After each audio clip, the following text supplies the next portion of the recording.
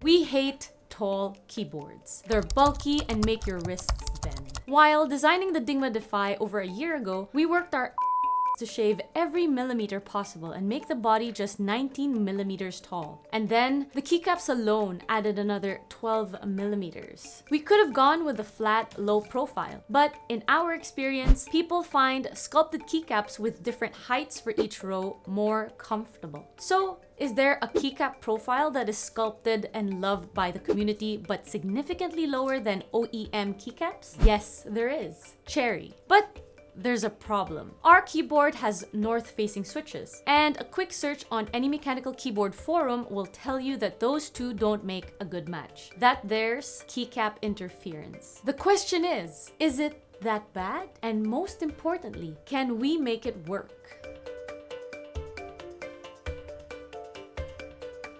Like the kids of science that we are, the first thing we did was test this. We bought a lot of cherry keycaps and put them in our keyboards and gave them to everybody in the office to use without telling them what to look for. Just try these keycaps. Nobody noticed anything.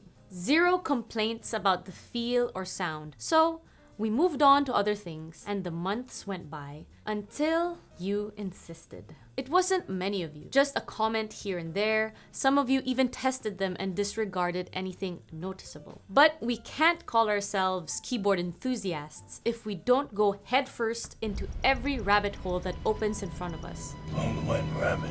So we looked deeper. We cut open a bunch of keycaps and tested them with a bunch of switches. And there it was. Keycap interference. Keycap interference is when a wall of the keycap hits the top housing of a north-facing switch before the stem reaches the bottom of the shaft. In other words, the keycap hits the switch before bottoming out, which produces two things: a different sound and, for some users, a weird sensation on the fingertips. But why does this happen? And why only with cherry profile keycaps and north-facing switches? Keyboards with north-facing switches are those where the LED is at the top, while on keyboards with south-facing switches, the LED would be at the bottom. The thing is that cherry profile keycaps were designed for south-facing switches. Their shape follows the slope of the switch. That way, there's always a space between the walls of the keycap and the switch. If I turn the switch around and place it north-facing, you can see how the slopes don't match. Now, when I press down, the south-facing wall hits the housing before bottoming out. You can even see that if I put a little piece of paper in between, it gets trapped. It's a trap! This only happens with cherry profile keycaps and not in other profiles like OEM or SA, because those are much taller. It's also important to keep in mind that this doesn't happen with all switches. Many common switches present this issue, including a good part of our roster, like the Cherry MX Blue, Brown and Red, Kale Speed Copper and Silver, and Kale Box White. But not all. For example, the Kale Silent Pink or Brown switches have a very steep slope on both orientations, so there's no interference at all. Gatoron Yellow switches have a rounded top housing that also prevents interference. Only if you press the keycap off-center could you hit the switch. There are many other switches with no interference, such as Holy Pandas, Salmon, Huskies, or Eco Silver switches. These switches have a longer stem that creates additional height that helps avoid collision. But is keycap interference really that bad? In all our testing, nobody has ever even hinted it. But the truth is, once you know, you can notice it. Like when your partner or a friend makes a bit of noise while eating and you can't think of anything else because of that annoying sound. It's not something you could tell apart in a blind test, but if you pay close attention when you bottom out, you can feel a minor instability as the keycap hits the switch. It's not as stable as when the stem reaches the bottom of the shaft. However, what you're more likely to notice is the difference in sound.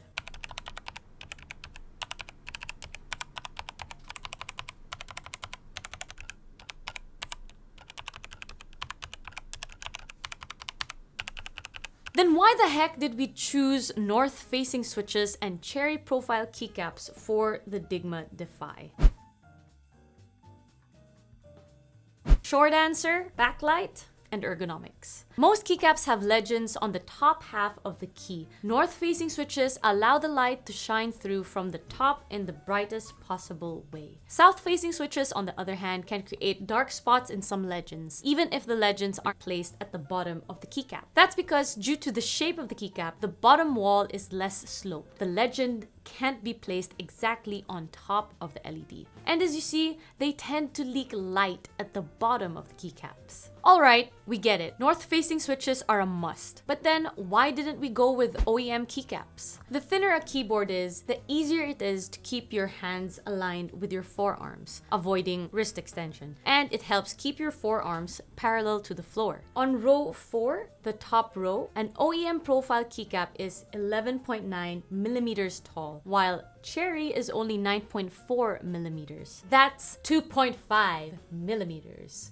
We've worked our off to shave half a millimeter in the body, so 2.5 millimeters on the keycaps is a lot. Hey, what about the collision? Tell me you fixed that. Yes. Okay, solving keycap interference. From a purely theoretical approach, the simplest way to solve keycap interference would be to change the shape of the switches so they don't collide. Make all of them like Kale Silent Pink and Brown with their steep slopes. That would be ideal, but we're not switch manufacturers for now. So this isn't in our hands to implement. If we can't change the switch, can we at least change the keycap? Our first thought was to CNC and indent the south wall of the keycap, so it didn't hit the top housing. But as our supplier pointed out, doing that for hundreds of thousands of keycaps was gonna cost a fortune, and it could affect the rigidity of the keycap. Okay, but what if we made the keycaps sit slightly higher, like those switches with longer stems? That was our next approach. First, we thought about modifying the mold to make the stem of the keycap 0.8 millimeters longer. This avoids any kind of collision, while still saving 1.7 millimeters compared to using OEM profile keycaps. But the mold is not ours, and our supplier didn't like the idea of having to change their mold just for us. They will still need to use that mold for other customers, and they might not want cherry keycaps that are slightly taller. Our next idea was to design little pieces of plastic that would go inside the stem of the keycap. That way, when you place them on the switch, the keycap will sit higher and avoid collision. However, this solution presented one big problem. Those pieces of plastic had to be very precisely manufactured and put in place. Any difference would make each keycap sit at different heights. No bueno. What if we could supplement the height of the keycap without actually modifying the keycap? That's something the community has been doing with makeshift washers. That's another thing we tried. By placing washers on the switch stem, you actually supplement the stem of the keycap, making it sit higher and avoiding collision. And since the washer is rigid, the sound and feeling stay the same.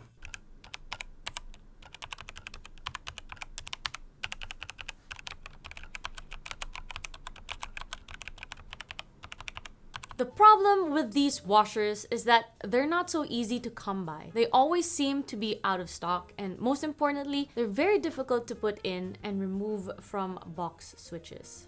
But this solution felt like it had potential, so us being us, we engineered our way out. We designed our own washers with a clove lift shape and an open end. That way, they are easy to place and remove from any kind of switch. We had to create a new mold for them, but it's totally worth it. They will be 0.8 millimeters thick to guarantee there's no collision, regardless of the switch you have. And very importantly, that shape gave us the chance to paint them green and call them Lucky Charms. Lucky Charms! Although we also like to call them broccolis because you might not like them, but they're good for you. For those first batches of the Dygma Defy keyboards, we'll include them with the switches that have collision. Basically anything that's not Kale Silent. But we don't want to stop there. We want to fix keycap interference once and for all. We want to be able to use cherry profile keycaps without adding that 0.8 millimeters in height. So we're also working with our keycap supplier to modify the ABS cherry profile mold.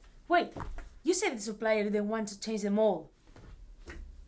Arturo? The problem with our previous idea to change the mold was that it increases the length of the stem, therefore increasing the height of the keycap. This supplier didn't like that because he uses that mold for many customers. What we are working on now is reshaping the south-facing wall of the keycap to avoid any collision. It will be slightly thinner in some areas without affecting the keycap's integrity, opacity or sound. We solve the interference and the keycap still works for any customer. Convincing our supplier was the easy part though. Redesigning the keycap mold is an arduous project. To make the wall thinner, you need to add material to the mold, which is much more complicated, especially when it's such a micrometric adjustment. And you also need to ensure that the plastic injection flows properly. It doesn't like narrow places. Otherwise, it could lead to unexpected anomalies in the wall. We're working on these keycaps for future batches of the Dygma Defy. We think the Lucky Charms are a great solution, but we didn't want to delay shipping the keyboard any further. Of course, we'll apply a similar solution when we finally design and manufacture our own cherry profile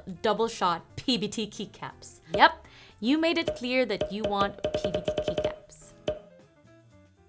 Hey! Yes! Yes! Solving keycap interference.